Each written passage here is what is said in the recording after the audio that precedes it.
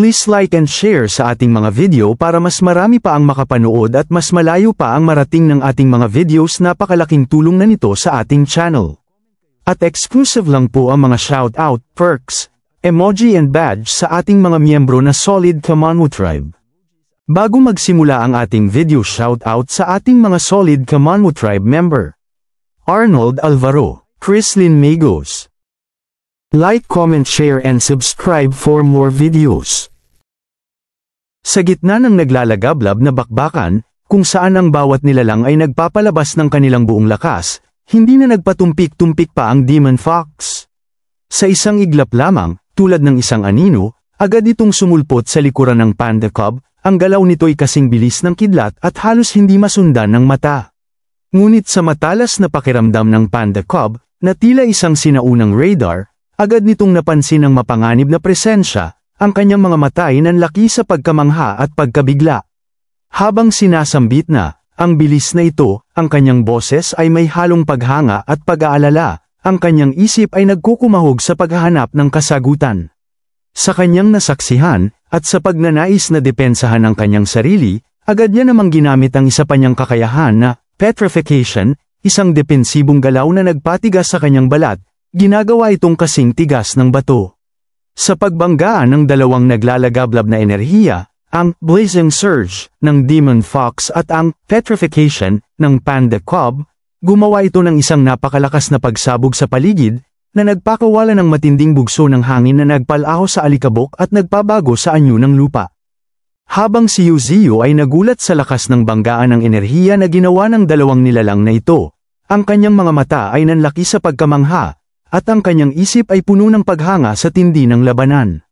Ang matinding bugso ng hangin na dulot ng pagsabog ay umabot hanggang sa kanilang kinaroroonan, nagdulot ng malakas na paghampas. Sa lakas nito, agad niyang ginamit ang kanyang mga ugat upang sanggay ng puwersa, lumikha ng isang natural na kalasag, at protektahan ang kanyang mga kasama sa tabi niya, na tila isang matatag na pader.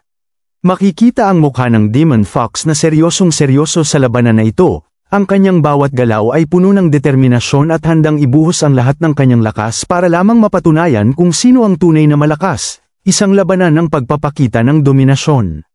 Habang ang Panda Cub ay walang kahirap-hirap na sinangga ang atake gamit lang ang isang kamay nito, isang kilos na nagpapakita ng kanyang kahusayan at kumpiyansa, at kanyang sinambit na, ganito dapat, ito lang ang paraan. Ang kanyang tinig ay may bahid ng pananabik at pagtanggap sa hamon. At sa huli, sumigaw siya ng buong lakas, ibibigay ko na ang lahat, na tila ba meron siyang gustong malaman sa kanyang sarili, isang tanong sa kanyang kalooban kung kaya niya bang talunin ang mas malakas sa kanya, isang pagsubok ng kanyang tunay na kakayahan. Sa sandaling yun, hindi na nag-aksaya ng panahon ang Panda Cub. Agad niyang iwinasiwas ang kanyang kamao, na binalutan ng nagliliyab na enerhiya, na tila isang kometa na handang bumagsak, para atakihin ang Demon Fox. Ang bilis ng pag-atake ay kasing bilis ng kidlat, halos hindi masundan ng mata. Habang ang Demon Fox naman ay nagulat sa biglang pag-atake ng Panda Cub, ang kanyang mga mata ay nanlaki sa pagkamangha, tila ba hindi niya inaasahan ang ganitong bilis at lakas mula sa maliit na nilalang. Sa pagtama ng kamao ng Panda Cub, gumawa ito ng isang malakas na pagsabog na nagpalayo sa Demon Fox, ang puwersa nito ay nagtulak sa kanya palayo. Ngunit hindi pa ito nakontento, sa halip ay sumugod pa ito ng napakabilis, tila isang anino na humahabol sa kanyang biktima, para sundan ang Demon Fox at maghanda sa kanyang susunod na atake, isang walang humpay na pagtugis ng lakas at kapangyarihan.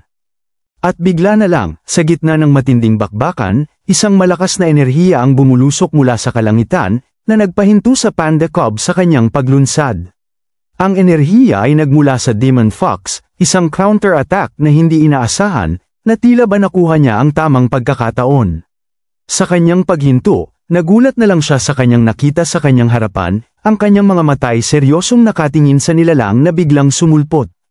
Ang kanyang mukha ay bahagyang kumunat sa lakas ng enerhiya na kanyang naramdaman, isang aura na nagpapakita ng matinding kapangyarihan at pagbabanta. Sa paghupa ng apoy at usok na bumabalot sa paligid, lumabas ang Demon Fox, seryosong nakatingin, na tila ba walang pinsala sa ginawang atake ng Panda Cub. Ang kanyang anyo ay matikas at kumpiyansa, nagpapakita ng kanyang pagiging buo sa kabila ng matinding pagsubok. Makikita ang matinding galit sa kanyang mukha, ang mga mata ay nanlilisik na nakatingin sa kanyang harapan, na para bang handa siyang sumabog sa galit.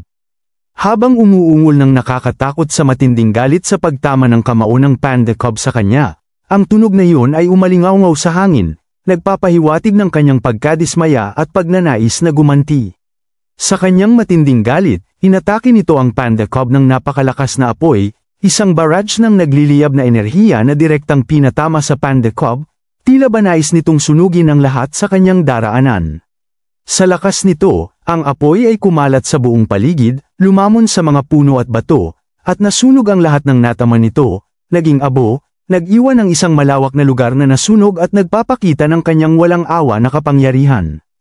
Sa kinaroroonan ni Yuzio, makikita ang laki ng pinsala na naidulot ng Demon Fox, isang tanawin ng pagkawasak at abo.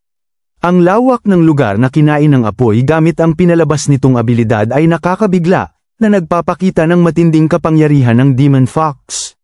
Nasabi na lang si Yuzio nang may pag-aalala sa kanyang tono, ang kanyang tinig ay may bahid ng kaba. Ang dalawang ito, ay, gusto nilang patayin ang isa't isa. Ang kanyang mga salita ay nagpapahiwatig ng kanyang pagkabahala sa tindi ng labanan. Ngunit sa kabila ng napakalakas na atake, ang Panda Cub ay nakaligtas, isang nakakamanghang feat ng resilience. Isang bola ng enerhiya sa harapan ng Demon Fox ang unti-unting sumulpot, na tila isang kalasag na ginawa ng Panda Cub, nagpapakita ng kanyang depensibong kakayahan. Sa paghupa ng apoy, ipinakita ng system ang abilidad na ginamit ng Panda Cub, malaking bowl ang apoy kayang umusbong na may lakas ng apoy sa loob ng katawan, isang nagliliyab na bowl ang apoy na lumalamon sa lahat. Ito ay hindi lamang isang depensa, kundi isang akumulasyon ng kapangyarihan, nagpapatunay na ang Panda Cub ay hindi lamang sumasangga, kundi sumisipsip at gumaganti. Napahanga naman si Yuzio sa kanyang nakita, ang kanyang mga mata ay nanlaki sa pagkamangha, sa kabila ng lahat ng kaguluhan. Kanya na lang nasabi ang, lahat ng apoy ay nasipsip ng ganun lang. Ang kanyang tinig ay puno ng pagtataka at paghanga sa kakaibang abilidad ng Panda Cub. Habang ang Panda Cub ay matikas lang na nakatayo sa harapan ng Demon Fox, ang kanyang tindig ay puno ng kumpiyansa.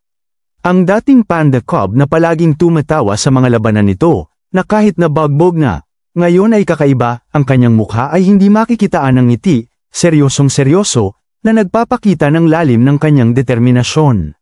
Na lang ito, isang munting tunog ng pagpapalabas ng hangin, habang lumalabas ang usok sa kanyang bibig na nanggaling sa kanyang kinain na apoy ng Demon Fox, isang patunay sa kanyang kakayahang sumipsip ng enerhiya ng kalaban at gamitin ito sa kanyang sarili. Ang eksena ay nagpakita ng isang Panda Cub na hindi lamang malakas, kundi may kakaibang kakayahan na kayang baligtarin ang sitwasyon sa kanyang pabor. Habang ang Demon Fox ay seryoso rin, ang kanyang mga mata ay matalim na nakatingin sa Panda Cub, hindi alintana ang ginawang pagpapakitang gilas ng Panda Cub na pagkain ng kanyang apoy. Ang kanyang tingin ay puno ng pagsubok, hindi niya matanggap ang kakaibang kakayahan ng kalaban. Sa kabila nito, si Yuzio ay handa ng pigilan ng labanan, ang kanyang isip ay nagkukumahog sa pag-iisip ng solusyon.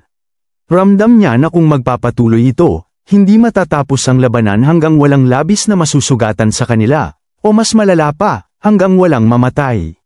Kanyang sinabi na may matinding pag-aalala, kung hahayaan natin silang magpatuloy, masisira ang islang ito.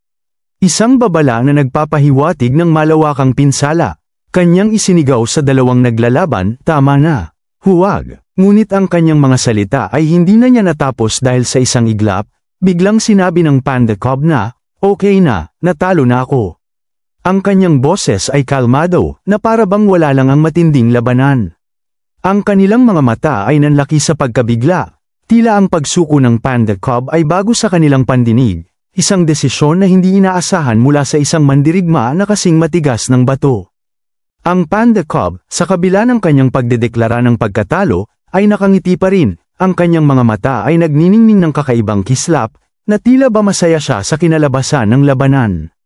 Aniya, napakalakas mo talaga, Ate Ninetales. Ang kanyang tinig ay puno ng paghanga at pagkilala sa lakas ng kalaban, na nagpapakita na ang kanyang paghamon ay hindi para sa galit kundi para sa pagsubok ng sarili. Ngunit sa mukha ng Demon Fox ay makikita na hindi nito tanggap ang pagkapanalo, ang kanyang ekspresyon ay puno ng pagkadismaya. Hindi ito ang kanyang resulta na gusto makamit, dahil nais niyang magpatuloy ang labanan at patunayan ang kanyang tunay na lakas. Napabuntong hininga na lang ito, ang tunog ay mabigat at puno ng pagkadismaya. Ang mga nakasaksi ay hindi pa rin talaga makapaniwala sa kanilang mga narinig, ang kanilang mga mukha ay puno ng pagtataka at pagkabigla. Hey, na lang si Yuziu, walang masabi, ang kanyang isip ay naghahanap ng paliwanag. Habang si Thorn ay sinabing, siya ba talaga ay sumuko, nang may pagtataka, hindi niya maintindihan ang biglaang pagbabago sa Panda Cub. Nasabi na lang ni Yuziu, habang hindi pa rin makamove on sa pangyayari, anong nangyayari, hindi ito ang estilo ni maliit na panda. Ang kanyang isip ay puno ng pagtataka, naghahanap ng lohikal na paliwanag sa hindi inaasahang kilos ng Panda Cub. Ang Demon Fox, na hindi matanggap ang kanyang pagkapanalo, ay nagsalita sa may galit na tono, ang kanyang tinig ay matalas at puno ng pagkadismaya. Anong ginagawa mo? Ikaw ang gustong lumaban, pero hindi ka lumalaban. Anong ibig mong sabihin dyan? Ang kanyang galit ay halata, dahil ang labanan ay biglang natapos nang hindi niya inaasahan. Sinagot naman ito ng Panda Cub, na tila gusto lang subukan ng mas malakas na kalaban kaysa sa kanya. Pasensya na, gusto ko lang malaman kung kaya kong manalo laban sa isang malakas na kalaban. Ang kanyang tinig ay puno ng pagkilala sa lakas ng Demon Fox, ngunit may bahid ng paghahanap ng sariling limitasyon. Ang kanyang panloob na pagnanais ay ang tuklasin ang kanyang sariling potensyal, at ang Demon Fox ay naging susi sa pag-unlock ng bahaging iyon. Humarap naman ang Panda Cub kay Yuziu, ang kanyang mga mata ay seryosong nakatingin, at sinabing, banal na puno, may mga bagay akong gustong pag-usapan ng pribado sa iyo. Ang kanyang tinig ay puno ng paggalang, ngunit may pahiwatig ng isang malalim na lihim na nais niyang ibunyag. Matapos ang matinding labanan, lumipas ang umaga ng buong pagtataka sa pangyayari, at ang dilim ng gabi ay nagbigay ng malawak na katahimikan sa buong paligid, ang mga bituin ay nagniningning sa kalangitan. Makikita si Yuziu at ang Panda Cub na tila may malalim na pinag-uusapan, ang kanilang mga figura ay nakabalot sa dilim, habang nakatingin sa bilog na buwan na nagbibigay liwanag sa kanilang seryosong usapan. Sinabi ni Yuziu sa Panda Cub nang may pagtataka, talaga bang iniisip mong hindi mo kayang talunin si Ninetales? Sinagot naman ito ng Panda Cub ng, bueno, siya ay napakalakas pa rin. Ang kanyang tinig ay may bahid ng pagkilala sa lakas ng kalaban, ngunit may pahiwatig na may iba pang dahilan sa likod ng kanyang desisyon. Kanya naman tinanong si Yuziu sa may seryosong tono, ang kanyang tingin ay matalim at puno ng pag-iisip, banal na puno, gaano ba kalakas ang isang transcendent fourth order? Ang kanyang boses ay puno ng kuryosidad, nais niyang malaman ang lawak ng kapangyarihan sa mga mas matataas na nilalang. Dagdag pa niya, kaya mo bang talunin ang mga higher order anomalies? Isang tanong na sumusukat sa limitasyon ng kapangyarihan ni Yuziu. Kanya naman itong sinagot ng totoo, habang nakatitig sa malayo, ang kanyang tingin ay nakatuon sa kawalan, kung ibibigay ko ang lahat, baka. Ang kanyang sagot ay may bahid ng kawalan ng katiyakan, na nagpapahiwatig na kahit siya ay may limitasyon. Ang Panda Cub naman, sa kanyang narinig, kanya na lang sinambit na may pagkamangha, anong pakiramdam ang hominin ng mga kalaban na mas malakas pa sa sarili? Isang tanong na nagpapahiwatig ng kanyang pagnanais na maranasan din ang hamon na iyon. Sinagot naman ito ni Yuziu, takot siguro ang nangingibabaw sa karamihan nito. Kung takot kang mamatay, lahat ay magiging walang kabuluhan. Ang kanyang mga salita ay puno ng karunungan at pangkalahatang katotohanan. Ang Panda Cub ay natawa na lang sa mga paliwanag ni Yuziu, ang kanyang tawa ay umalingaw-ngaw sa tahimik na gabi, habang tumatawa kanyang sinabi, hahaha. Gaano man kalakas ang banal na puno, ang pagharap sa isang malakas na kalaban ay nagiging tulad ka pa rin ng lahat. Isang pahayag na nagpapakita ng kanyang pag-unawa sa kalikasan ng pagiging mandirigma, kahit gaano pa kalakas. Napatanong na lang si Yuziu sa kanyang sarili sa biglang pagbalik ng Panda Cub sa kanyang dating ugali, ang kanyang isip ay nagtataka sa biglaang pagbabago. Ngunit sa kabila nito, ramdam niya pa rin ang malalim na pagbabago sa Panda Cub, isang pahiwatig na ang labanan ay nag-iwan ng marka sa kanyang pagkatao. Sinabi niya, ito ba ang gusto mong pag-usapan sa akin? Ang kanyang tinig ay puno ng pagtataka. Sinagot naman ito ng Panda Cub ng, haha, gusto ko lang pag-usapan ito. Ang kanyang tawa ay bahagyang pilit na nagpapakita na may iba pa siyang iniisip. Sa kabila nito, si Yuzio ay may matagal nang napapansin sa Panda Cub, isang bagay na matagal na niyang nais itanong. Aniya, oo nga pala, matagal ko nang gustong itanong, bakit mo laging dala ang plauta na ito? Kaya mo bang tugtugin ito? Ipinakita ang laging dalang plauta ng Panda Cub, na tila isang mahalagang alaala. Sinagot naman ito ng Panda Cub ng seryoso, habang nakatitig sa kanyang plauta, ang kanyang mga mata ay may bahid ng kalungkutan, sa panahon ng spiritual energy recovery. Nalaglag ito ng kaibigan ko sa zoo habang sinusubukang tumakas mula sa paghabol ng mga anomalies. Matagal ko nang gustong ibalik ito sa kanya ng personal. Ang kanyang tinig ay puno ng determinasyon at pangako, na nagpapakita ng lalim ng kanyang pagkakaibigan at pagpapahalaga sa nakaraan. Sa kanyang mga narinig, tila bumalik ang mga alaala ng nakaraan sa isipan ni Yuzio, ang kanyang mga mata ay nanlilisik sa galit. Sinabi naman niya, hindi ko gusto ang mga tao, tanga sila, makasarili. Mayabang, laging lumalago sa kabiguan, ngunit inuulit ang mga pagkakamali ng kasaysayan ng paulit-ulit. Ang kanyang tinig ay puno ng pagkadismaya at pagtatampo, na nagpapakita ng lalim ng kanyang galit sa sangkatauhan, isang galit na bunga ng matinding karanasan. Sinabi naman ng Panda Cub habang nakatingin sa malayo, sa narinig niya sa sinabi ni Yuzio, isang walang katapusang siklo. Ang kanyang tinig ay may bahid ng pagtanggap sa katotohanan ng mga salita ni Yuzio. Pagdating sa mga tao, hindi ko lang sila mapagkakatiwalaan. Ngunit ang kanyang galit sa mga tao ay hindi naman para sa lahat, isang paglilinaw na nagpapakita ng kanyang kakayahang makakita ng kabutihan sa kabila ng kasamaan. Dagdag niya, pero may ilang eksepsyon, may mga taong karapat-dapat pag-alayan ng buhay mo. Pero kakaunti lang. Ang kanyang mga salita ay nagpapakita ng kanyang pag-asa, na sa kabila ng lahat ng kapintasan ng tao, mayroon pa ring mga individual na karapat-dapat sa pagtitiwala at pagmamahal. Tila ang ibang alaala ng Panda Cub ay muling bumalik, ito ay muling sumagi sa kanyang isipan, nagbigay ng nostalgia at bahagyang kalungkutan. Kanyang sinambit, na may bahid ng paggunita, pinalaki ako ng mga tao, kaya minsan nararamdaman ko na, ang banal na puno ay halos tulad ng isang tao. Ang kanyang mga salita ay puno ng pagkilala, tila ba nakakakita siya ng pagkakatulad sa pagitan ni Yuzio at ng mga tao na kanyang nakasalamuha. Sa narinig ni Yuzio mula sa Panda Cub, siya ay nabigla at nagulat sa mga ito, dahil ito naman ang katotohanan na siya ay dating tao na nabuhay muli bilang isang divine tree, isang lihim na matagal na niyang itinatago. Dagdag pa ng Panda Cub habang si Yuzio ay tila pinagpapawisan na sa mga narinig niya, ang kanyang mukha ay nakatingin sa ibaba, habang patuloy na pinag-iisipan ang mga salitang ito. Sinabi ng Panda Cub ng may matinding pagmamasid, maging sa paraan mo ng paggawa ng mga bagay, sa paraan ng iyong pagsasalita, o sa mga utos na ibinibigay mo. Lahat ay tulad ng tao.